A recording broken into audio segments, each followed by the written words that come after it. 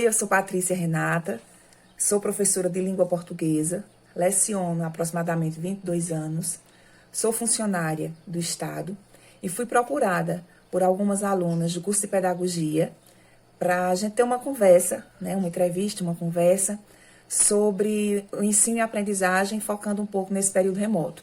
Então, eu espero contribuir, agradecer o convite, certo? E espero atender às expectativas de você. A primeira pergunta da entrevista. Será que estamos utilizando novos instrumentos tecnológicos na educação, mas continuamos adotando a mesma prática pedagógica no processo de ensino-aprendizagem? Então, falando do ponto da minha prática pedagógica e das realidades que eu convivo. Eu não diria novos instrumentos tecnológicos, porque essas plataformas digitais, esses instrumentos tecnológicos, eles estão aí já faz algum tempo, na nossa sociedade. Principalmente com o público que nós costumamos lidar, crianças, adolescentes, eles utilizam muito esses instrumentos tecnológicos. Eu acredito que talvez a educação ela estivesse um pouco resistente em unir esses instrumentos tecnológicos às práticas pedagógicas, às metodologias. Mas novos, não. Talvez hoje eles sejam outros, por serem aliados, por, nesse período de pandemia, ser a grande ferramenta que não deixou a educação parar, na maioria das regiões, das escolas do nosso país. A educação funcionou, o processo de ensino-aprendizagem funcionou, e só pôde funcionar justamente tendo como novos aliados os instrumentos tecnológicos. A segunda questão, quais os métodos utilizados para auxiliar os educandos na realização das atividades propostas? Então, nesse período de pandemia, que nós procuramos, foi tudo muito novo para todo mundo. Para quem fez educação, faz educação, não foi diferente. Então, foi tudo muito novo. Não houve um preparo para isso, até porque se tratava de uma pandemia. E aí, cada professor ele foi buscando, cada escola, cada órgão, cada repartição, ela foi tentando se adaptar e tentando inovar e tentando buscar para que o trabalho ele não parasse. Então, os métodos, eles foram utilizados virtualmente, então, através da plataforma Classroom, foram criadas contas, e isso foi disponibilizado para o aluno, e o professor começou a postar suas aulas, gravadas, algumas, ou postadas no YouTube, com o link lá no Classroom, e o aluno pôde ir acompanhando e buscando aprender, Grupos de WhatsApp também favoreceram, então os métodos, o canal foi tecnológico, os métodos foram buscando por esse caminho, Grupos de WhatsApp, Classroom, ligações, conversas, YouTube, vídeos gravados no YouTube, como também aulas pelo Meet, então muitas aulas pelo Meet, por outras ferramentas. Então, esses foram os métodos. Como se dá o processo de ensino e aprendizagem para os alunos que não possuem acesso aos meios digitais? Então, os alunos que por uma questão ou por outra não têm acesso aos meios digitais, a escola se organizou com os professores, eles montaram apostilas em horários marcados, por conta de evitar a aglomeração, e também otimizando tentando se adaptar a algumas realidades. O dia da feira em nossa cidade, que vem muitas pessoas da zona rural para fazer a feira. Então, esse dia a escola fazia o horário, estava aberta por segmento. De 9 às 10 horas, alunos do primeiro ano. De 10 às 11, aluno do segundo ano. À tarde, aluno do terceiro, um exemplo. Então, o material era impresso na escola. Os alunos, ou o responsável, pegaria esse material na escola, levaria para casa, se dava um tempo. E aí, quando esse aluno respondesse, ele voltava à escola e devolvia o material e os professores pegam para corrigir, certo? A quarta, qual o seu maior desafio mediante aos meios tecnológicos utilizados nesse momento típico em que estamos vivendo? São muitos, os desafios, muitos. Você se ver, você gravar, é tudo muito complicado quando você não tem isso ao seu cotidiano, à sua prática de vida, enfim. Mas eu acredito que o maior desafio, em se tratando da minha realidade, foi a questão dos aparatos tecnológicos, a questão dos aparelhos.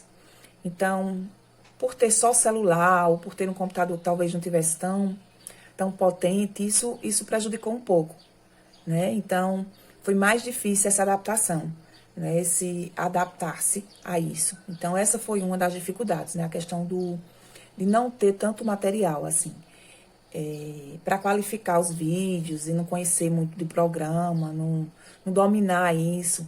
Então, foi conhecendo, aprendendo e tentando, à medida que ia fazendo, melhorando. A questão diz assim: na sua concepção sobre os recursos tecnológicos que estamos utilizando no momento, eles são suficientes para alcançarmos os objetivos desejados referente às aprendizagens dos educandos? Vejam só, na minha concepção, a aprendizagem, quando o receptor ele tem uma maturidade de buscar aprender, de vencer seus desafios, de buscar, e ele ser o protagonista, ele ser o responsável por isso, nos ver como um colaborador, eu acredito que a aprendizagem, ela correspondeu nestes casos, sim. Para os alunos que ficaram naquela de estarem com velhos modelos, não procuraram se adaptar, aqueles alunos que viam o professor não como mediador, mas como responsável para fazer com que essa aprendizagem acontecesse, essa não foi satisfatória, porque aí ele não se empenhou o tanto que ele precisava se empenhar. Então, é uma realidade nossa, todos os alunos eles possuem um livro didático. E o livro didático, ele não é, por ser um método antigo, ele não deixa de ser um método excelente. Ele é muito bom, atualizado, com conteúdos do Enem, com toda a ferramenta que faz com que o aluno ele possa, sim, aprender. Então, aliado a isso, essas aulas virtuais. Então, se o aluno ele é protagonista, ele tem essa maturidade para buscar vencer os seus desafios e aprender, ele conseguiu sim. Agora, aquele que ficou preso a pensamentos de responsabilidade, de transpor responsabilidades, talvez esse não.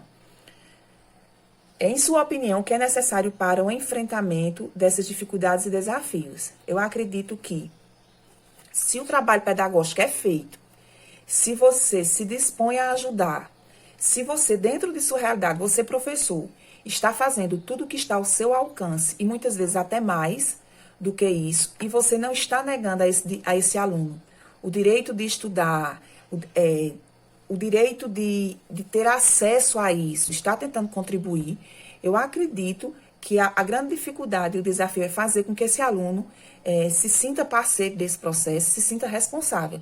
Né? E eu acredito também que um dos desafios são as variadas realidades sociais que nós temos. Nona, apesar de todos os desafios enfrentados pelos professores para gerar conteúdo aos alunos, quais vantagens e desvantagens você pode destacar? Então, se tratando do professor para gerar conteúdo, eu acredito que a grande vantagem, o professor vai sair mais forte disso, porque aquele que era um pouco mais resistente em relação à internet, ele precisou, né, as mídias, ele precisou aí se adaptar e a resistência, ela perdeu sua força, né, porque o professor, para continuar com esse trabalho pedagógico, com seus conteúdos, ele precisou sim evoluir muito nessa compreensão e no fazer pedagógico por meio da tecnologia. E as desvantagens, eu acredito também que são as relações pessoais, né? Esse afastamento do aluno deixa o professor muito sensível também, né? Muito inseguro, né? Mas eu acredito que nós temos mais vantagens do que desvantagens nessa geração dos conteúdos, mas existem as desvantagens sim. O que esperar da escola pós-pandemia? O que esperar da escola pós-pandemia? Eu espero que a escola ela volte. Acredito que a humanidade ela precisa voltar mais reflexiva, né, aprendendo com tudo isso.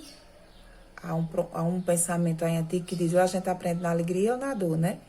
Então, espero que a humanidade, não a escola como um caso isolado, que nós possamos repensar nossas práticas, nossas relações, nosso contato com o outro, né? E a partir do momento que nós individualmente fazemos isso vai fazer diferente no conjunto.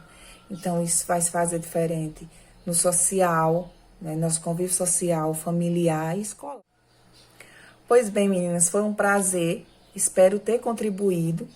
com o que vocês me proporam, né, os objetivos de vocês. Eu espero ter acrescentado em alguma coisa. Desculpem algo que talvez eu não tenha sido clara, é porque de fato isso é um pouco, né, é diferente fazer uma entrevista assim, mas eu espero ter contribuído. Foi um prazer, estou à disposição sempre, né? Fui professora de algumas alunas aí do curso de pedagogia, aluna do grupo, então a lembrança, né, em contribuir com esse trabalho, só em vocês terem me chamado já me fez muito feliz, porque aí eu entendo como um passo de admiração, né, um retrato de uma admiração. Então, muito obrigada, espero ter contribuído de coração e desejo que vocês, enquanto estudantes do curso de pedagogia e futuras profissionais de educação, vocês possam, de maneira humanizada,